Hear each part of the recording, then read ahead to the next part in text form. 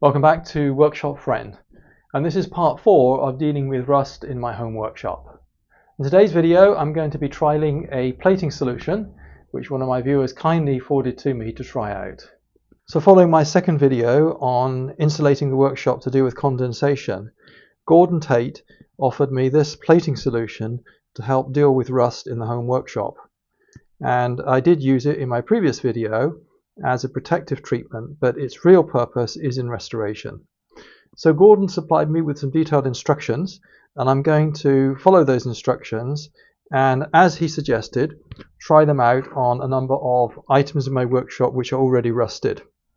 So what I thought I would do is to treat each of these items and, as a control, work on one part of it and leave the other unprotected.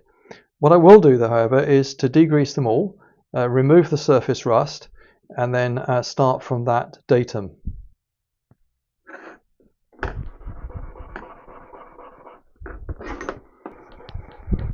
Now, some of these tools were my father's, and they've been hanging around for years in damp conditions, so it would be nice to restore them and, if possible, even to halt the progress of rust.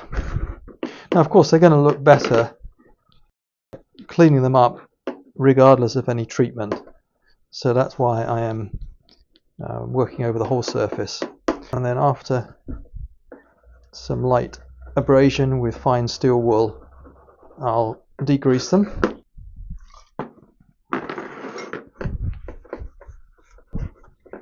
Now, the degree of rusting on these is quite, I would say, moderate to severe. So you can see there, yeah, that's really pitted. So according to Gordon's instructions, this technique is able to neutralize the rust sites even when they are sort of submerged beneath the surface of the component. So like this, unfortunately, it's got some really deep rust pits there. Now really it would be far better if Gordon himself were doing this, so I'm following his instructions. Yeah, we'll coat half of this, and we'll coat half of this. On this, we'll do half of the blade.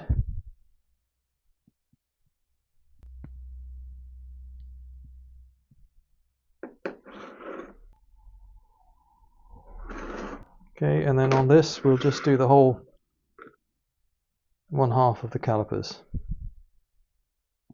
including this severely pitted area.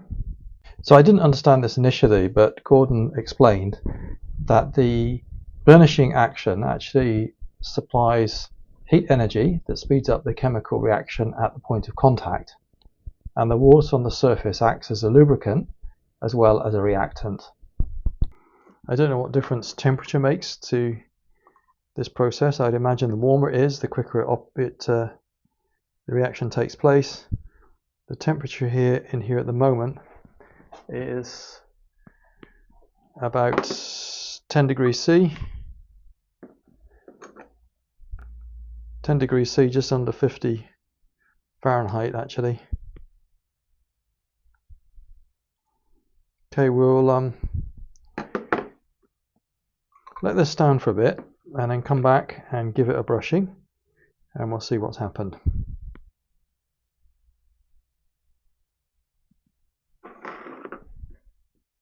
Okay, this has been standing now about 3/4 of an hour, so we'll see what's happened. Yes, there's some kind of reaction going on there, definitely. I later discovered that there had been no need to remove the rust mechanically. The solution is capable of removing the old rust and plating all at the same time. I wish I had known that earlier, as I would have demonstrated it. You can see here that this is quite badly corroded. It's beneath the surface there, and Gordon says that that is a good site to use a layer of electrolyte, the solution, and then on top of it some silver foil, and that helps with the electrolytic action. And he says if you leave it long enough, it'll actually show up as holes in the forming in the silver foil. So this is really experimental for me. I've only done this a few times.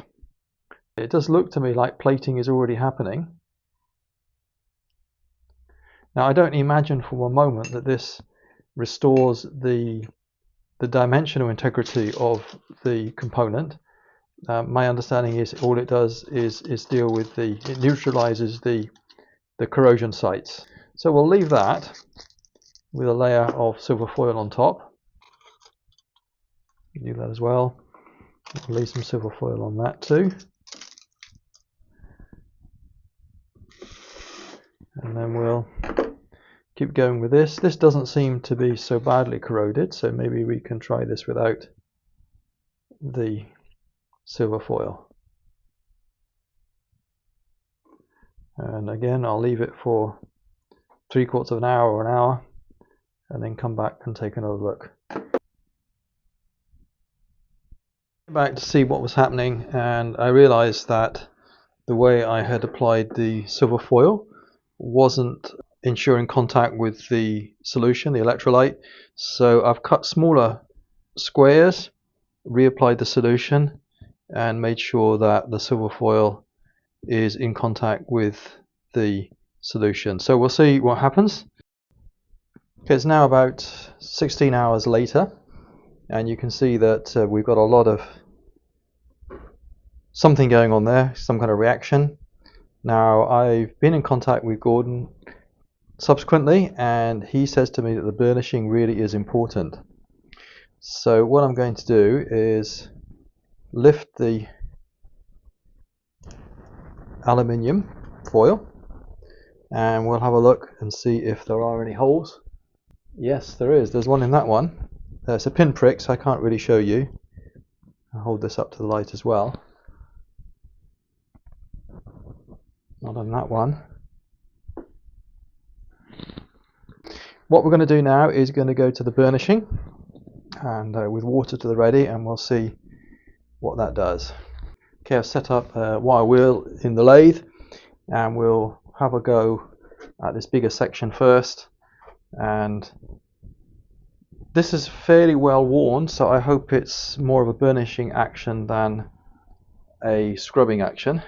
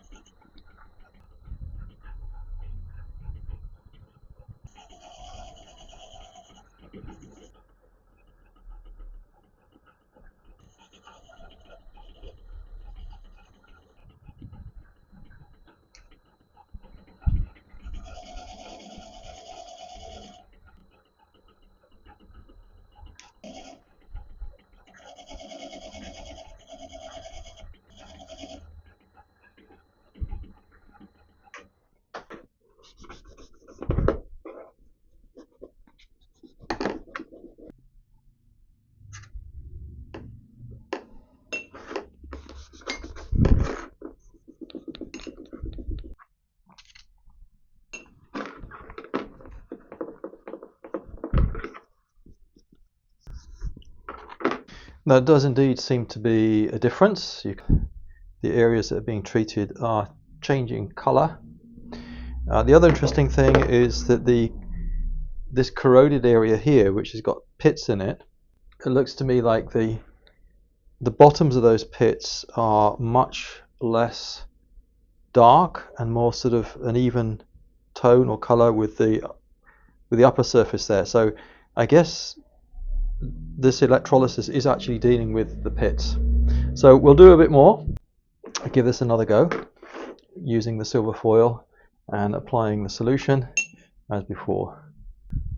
I can see now the rivet showing through, couldn't see that before.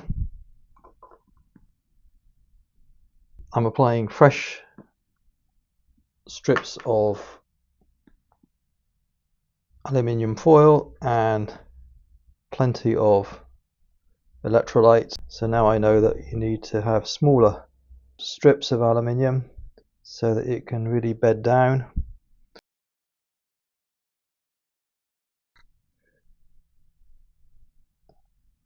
We'll come back and look at these later. There is a second experiment I'd like to include today, and that is on this small rusted disc. So this mild steel disc was used in video number 3 along with 7 other discs to compare the effectiveness of various rust inhibiting products. And disc number 1, which this is, was the control. So it was not coated with anything. All 8 discs were subjected to heating and cooling and condensation so that moisture would form and rusting would take place. And you can see there that rust has formed and it's created little corrosion pits in the surface, evenly distributed. So we're going to take this disc, cut it in half. One half we're going to use as a control, so that will be coated with a rust inhibiting product, and the other half will be plated. And the idea of the plating is to deal with the pits and the corrosion sites. And my understanding is that what we need to do is to neutralize those sites so that when a rust inhibiting product is put on top, it has a better chance of preserving the item.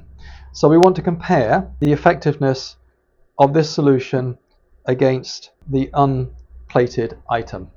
So we're going to cut this in half and plate this side, and then after we've plated it, we will subject this to the same cooling cycles that we did in video number 3 to try and induce rust as quickly as possible so we can compare the effectiveness of the two.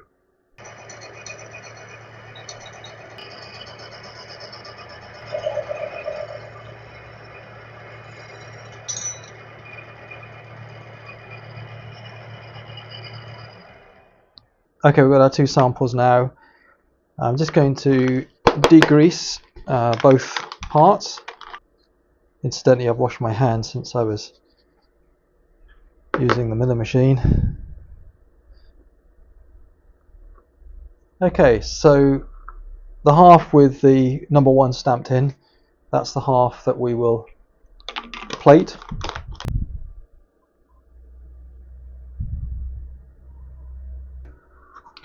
This is about an hour later, and you can see some kind of reaction has taken place there. So we'll just brush that again using the edge of the wire brush.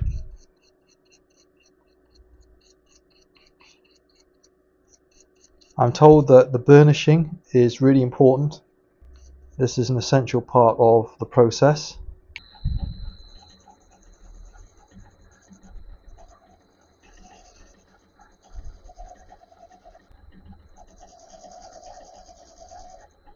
So this is just after 1 plating. You can already see there's a significant difference. So I think I'm going to give that another.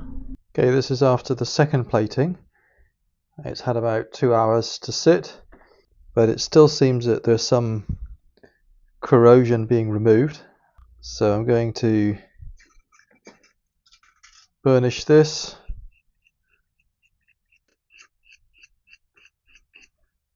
I'll apply a little water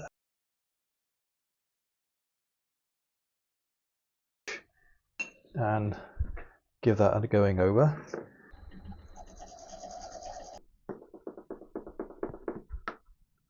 Then another coat of solution.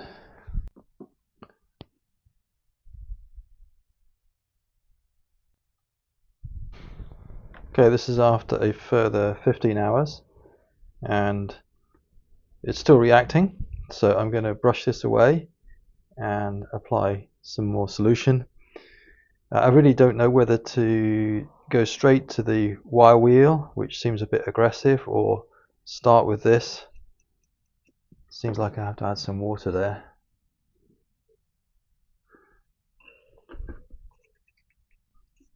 When I thought the reaction had finished, it seems like it's continuing. I think I'm going to give this one more coat and call it a day. So this is three applications of the electroplating solution, and we'll apply one more. I guess you'd say electrolyte, wouldn't you?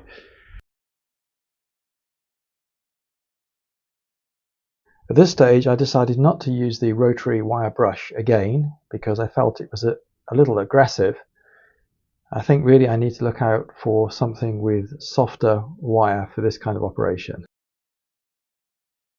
I'm going to apply one more coat, and then after that we will start our corrosion test.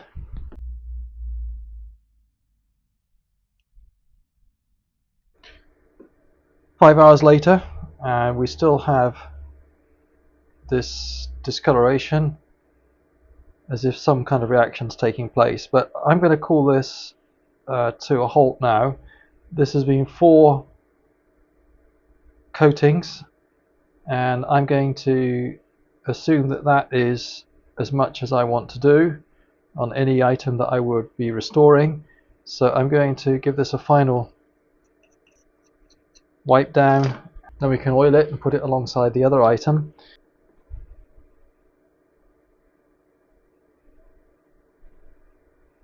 Okay, you can see the difference in colour now. So I'm going to apply duck oil, which is what I used in my previous video.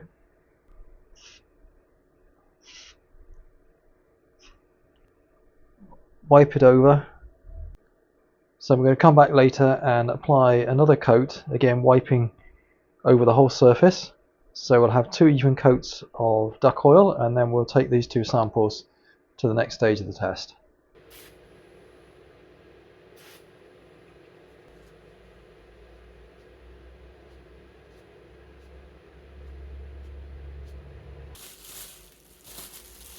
This is the same procedure I used in my previous video. A steel block is cooled down in the freezer, placed in this insulated holder, and then the workpiece is placed on top to cause cooling and condensation, as you'll see in the following video clips.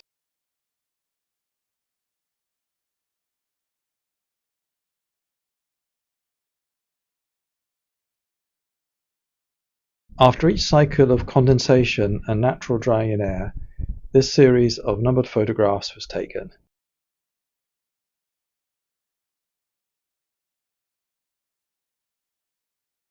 Well, over a period of several days and 20 cycles of cooling and condensation and allowing the water to sit on these 2 surfaces, I can see no detectable difference, which in a way is encouraging, but in terms of conducting an experiment it's a little bit discouraging. So what I've decided to do is to try and speed things up by wiping off the oily residue, the duck oil in this case, from both items, and continuing the experiment without.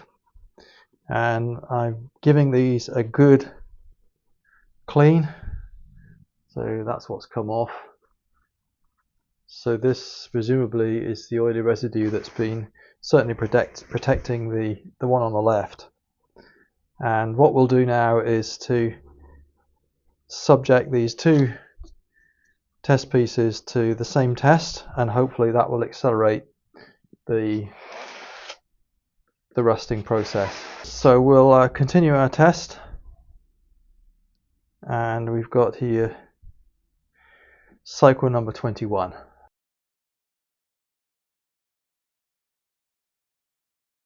So at last we are seeing some corrosion on the unplated item.